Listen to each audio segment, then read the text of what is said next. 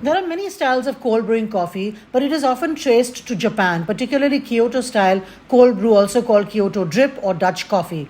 Water slowly dripped over coffee grounds for several hours, producing a concentrated coffee essence. Some historians believe Dutch traders introduced cold extraction techniques in the 1600s to make coffee concentrate that could be transported easily. The Japanese refined this into an art form using beautiful glass drip towers still seen in some specialty cafes today.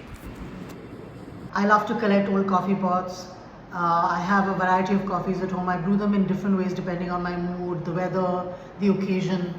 I tend to remember the kind of coffees that my friends like to drink. So when I have a group of friends over, I make the coffee they would enjoy. Sometimes I make 3 different kinds of coffee at the same time because everybody has a different choice. But I love doing it. So in this series, I'm going to show you how to make great coffee, 5 different ways to brew it at home. Try to explain a little bit of the science to it, the pros and cons of making this coffee. But today's coffee is possibly one of my favorite ways to make coffee, which is the cold brew. Why do I like the cold brew so much? I think it's because it produces a very mellow, flavorful coffee. You can drink it chilled, which is a real bonus in hot weather. But also because the coffee is lower in acid than other coffees. So it doesn't churn up your stomach. It doesn't feel like you're drinking a lot of strong acidic liquid. What's also great about a cold brew is that you can really play around with the flavors. The cold brew that I made about 2 days ago, I'm still drinking it. I keep it chilled in the refrigerator. This is the filter that goes inside, but once you finish making your coffee, you take that filter out. I love to serve it over ice.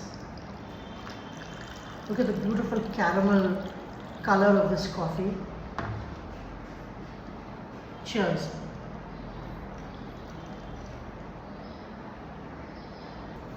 Now, one of the things about making cold brew is that it can be an expensive way to make coffee because you need a lot of coffee. The ratio of coffee to water is very high.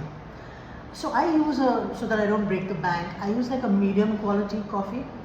And of course, if I want to splurge, I will use a very expensive coffee. But you can make a whole pitcher full of coffee and leave it in the fridge for a couple of days and keep replenishing your glass whenever you like.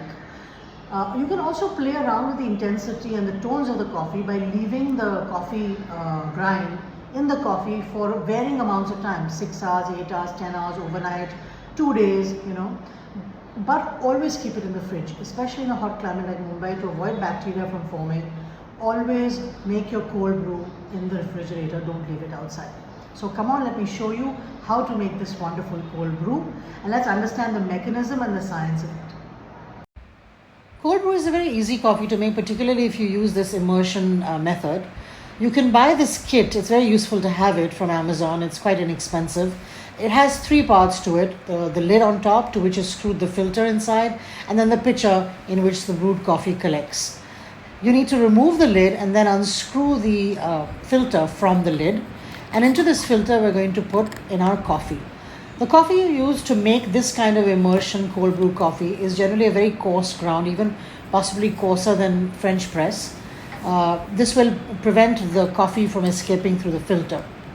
Now you can use a ratio of 100 grams of coffee to 400 to 500 ml of water, which I generally do, but you can play around with it. If you want a slightly more, subdued coffee, you can use 600 ml of water as well. But it's very important to know that you have a choice at this point, either room temperature water or you can use cold water. They both produce different results. Cold water means that it's going to take longer for the coffee to brew. And if you use room temperature water, it's a little bit faster. You get a bolder coffee. While with cold water, you tend to get a slightly more aromatic and mellow coffee. Now screw the lid on tight again and slowly immerse it into your water. Whichever water you've decided to use is fine. Whether it's cold water, whether it's room temperature water, just make sure that it's potable water, that it's filtered, clean and safe water. You need to make sure that when you filter this, when you brew this coffee, you put it in the fridge. Do not leave it outside, especially if you live in a hot or humid climate. If you live in a very cold climate, it's generally okay. But I recommend refrigerating it.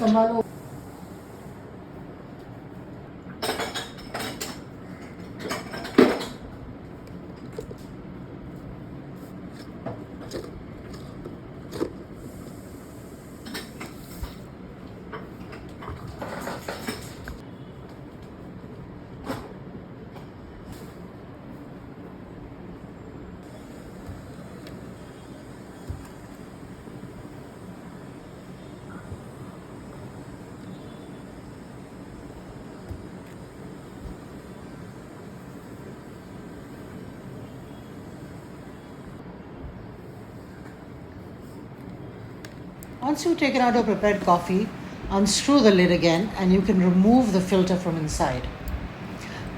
Throw away the coffee at this point, don't keep it. Unless of course you want your coffee to be stronger, you can keep it for another 12 hours if you like.